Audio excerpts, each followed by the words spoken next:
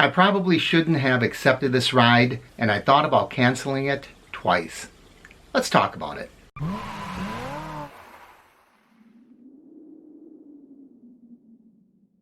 Welcome everybody, it is Joe time, and before we get started, if you are not yet a subscriber to this channel, please subscribe by clicking my face down there in the corner and ring that bell icon so you know when I post new videos.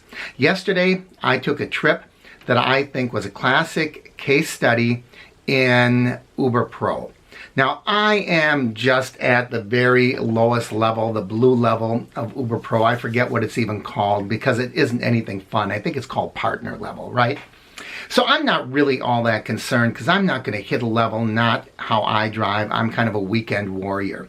But that gives me some advantages because when you have that attitude, that kind of laissez-faire attitude, you do not feel compelled to accept every ride to keep that acceptance rate up, and you don't feel compelled to avoid cancellation to keep that cancellation rate low. But if I was on that track, this ride that I'm going to tell you about would have been a classic case study.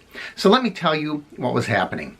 I was out running some errands. I was going to the hardware store. Whenever I run errands, what was my pattern, and it is now, is to turn on the app if I'm running errands and I know I'm not on a tight schedule. It wouldn't hurt me to go out of my way and do a few rides and make a few dollars. So that's what I did. I got a ping, and the ping was pretty far away. I don't know, maybe 4 or 5 miles. And it said long pickup fee likely. Now it sounds like, wow, 4 or 5 miles. Maybe it wasn't quite that long, but it was all interstate. I was on the interstate and the pickup would have been just off the interstate. So it wouldn't have been bad. Anyways, this is one of my first pet peeves. The other day during my live stream, people asked me, Mark, what are your pet peeves? And one of these is the way that Uber withholds information. Now, some of you love Uber Pro because you say, I like getting that information. My argument is, why are they withholding that information from everybody in the first place? If you want to deliver quality customer service, what's better? Look at that and say, nah, I'm going to cancel. It's not my cup of tea. Or accept the ride, get there, have the person hop in the back of your car and then say, oh gosh, you want to go there? That's too far, I have to cancel. Which one is providing better customer service?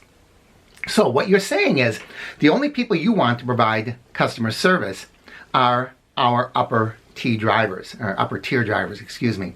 And I just think that stinks. That's nonsense. It's manipulation. It is controlling, and it isn't the way to run a successful business model. Now, having said that, let's get back to the story. So I look at it, and it says long pickup fee likely. If it is likely, tell me what the pickup fee is.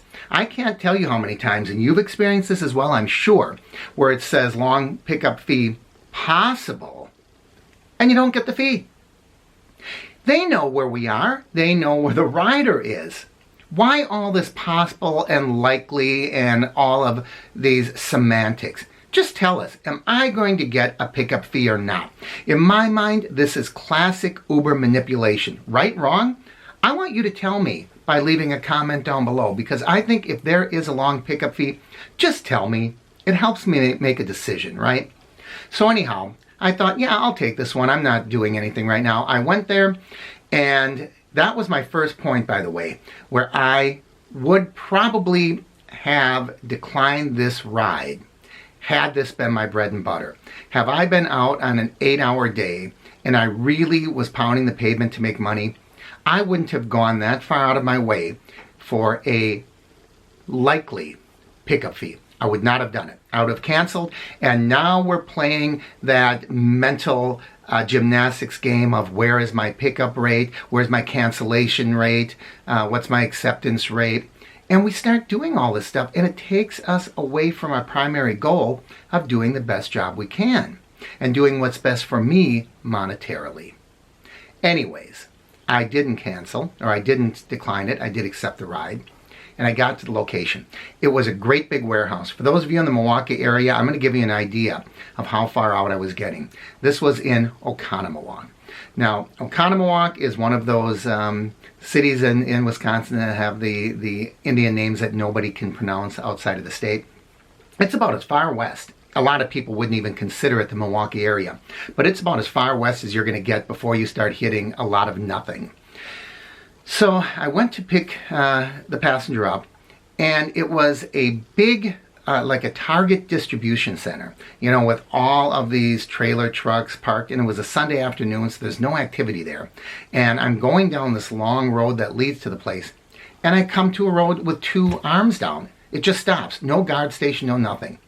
I pull up thinking it'll be an automatic arm. It wasn't. I thought, I've got to be in the wrong place. Because, you know, sometimes the pin drop shows us something wrong. And I saw where the pin drop was. I couldn't get to it. So I backed up and I started driving around the building and saying, there's no way to get around this building. I had to get back out on the highway, and I thought I was ready to cancel at that point. So I put in a call to the passenger. And he didn't pick up, but then, you know, that sometimes happens. I saw he was trying to call me at the same time. And he said, well, here's where I am. I said I couldn't get down that road. And he said, oh, well, you got to push the button. You got to ask for a security guard and then ask for my name. And I said to him, you know, this is something you should have. I didn't say it as snotty as I'm making it sound now. But I said, this is something you should have put in your instructions initially. So when I got here, this would have been cleaner and easier for me. So anyhow, I got back to the arm. I pushed the button. I waited. I pushed the button. I waited. If he hadn't given me those instructions, cancel, gone. And I actually thought about canceling when he was on the phone with me because I was a little frustrated by his lack of information to me. But I didn't. Finally, a security guy came on. I said, I'm an Uber driver. I'm here to pick someone up. What's his name? I gave the name. He raised the arm. I went through. I picked the guy up. All right. Now, where are we heading? For those of you in Wisconsin, your jaw is going to drop. Watertown. Watertown is 20 miles northwest. It is a little country town. At this point, if I was doing this for a living, if I had to, you know, meet my goal for the day, that would have been a cancellation. Now think about this. Because Uber did not provide proper information, I would have driven, gone through all of that, picked up the rider just to say, I'm sorry, you got to get out of my car. I can't go there. And 95% of the drivers, I think, would have done that. But here I'm thinking, all right, we've got a good story going here for my viewers. I'm going to let this one play out. I knew what was going to happen. I would have canceled instantly, as I said, had this been my bread and butter, because I knew I get to Watertown, there's no ride coming back. There is absolutely no ride coming back. There might have been a 1% chance the state fair is going on in Milwaukee, and so it could have been possible someone could have been heading out, but it was after 6 in the evening. Nobody's going to head out to the fair then. If they weren't there during the day, they're not going there. So I took this long 20-mile ride into the country, knowing I'm going to be deadheading back 30 miles. So let's look at the fee. So what did I get for this one? The request came through at 6:06 on a Sunday. Look at that base fare, 94 cents. Uber, are you sure this isn't going to break your bank account? 87 cents a mile, 15 cents a minute. Why are we doing this? I did get the $5.05 long pickup fee. Now, this ended up being a $27.52 ride. Had this been in the direction of the city, going to the airport, something like this, that would have been a great ride. 30 bucks. Now I got to turn around and I spend it all driving back. When would I have canceled? I probably would have canceled when I hit that arm. When I tried to call the guy, he wasn't giving me good instructions. The frustration level at that point probably would have said, yeah, this isn't going in a good place. Would have been a cancel. Second time I would have canceled is when he got in the car. He said Watertown, 20 miles into nowhere, out into the country. I probably would have canceled then. And what would that have done then? It would have affected my cancellation rate, and this is what I don't like about Pro. You want to do the best job you can, and you want to do right by the rider, but you have to do right by yourself too. And Uber's manipulation is really disallowing that. Their manipulation is just working to control us. And as someone pointed out pretty sagely, you know, what it's doing is it's a way that they can eliminate having to pay surges. Because now they know that people are far less likely to not accept a ride and to cancel a ride. And as a result, they'll say, hey, we have these riders on a leash, or the drivers on a leash now, and we don't have to pay them surges. So I think Uber Pro is not good. Now I want to wrap things up with this interesting concept, and I want to get your opinion on it. I'm going to start with a comment I got from one of you. My brother got sent a pool ride from a job site in the Valley area in LA. I'm assuming the brother is a rider, not a driver. He asked for some air, and the driver answered that he was sent the cheapest ride available with Uber, so no air conditioning for him. 101 degrees, people. Then you wonder why we get disconnected. Absurd answer. And I think what they're talking about is, getting kicked off the app. I don't know. Seems to me, why are you going to deny something as simple and basic as air conditioning? It really doesn't cost that much more to run air conditioning. Now, I don't have any really great study statistics, but I know Mythbusters did something. They found that it was negligible, driving with the windows down versus with the air conditioning on. You know your car better than I do, but to deny someone air conditioning, and then you complain, nobody tips me. These cheap riders, they don't tip.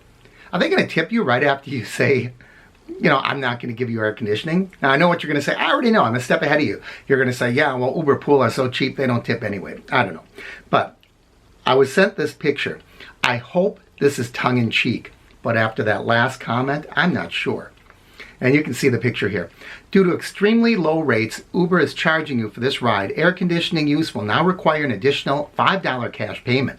Thank you. Tips and 5 stars are appreciated. I can't help but to think this is a joke because of that last line. After telling someone you're going to charge them money for air conditioning, and you tell them how much, $5, that tips and 5 stars are appreciated.